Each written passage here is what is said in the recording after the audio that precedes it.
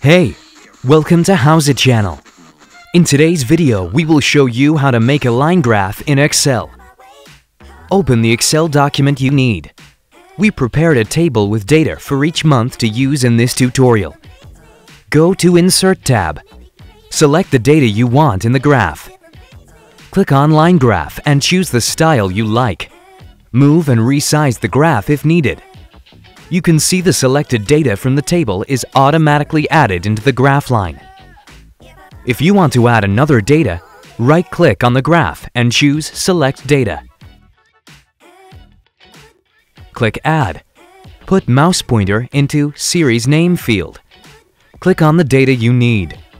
Put mouse pointer into Series Value field. Select the value data. Click OK and OK again. You can also change or add chart elements. Click on the green plus icon on the right side of the chart. You can add axis title. Simply check it. You can also add data labels and data table, error bars, and trendline or up-down bars.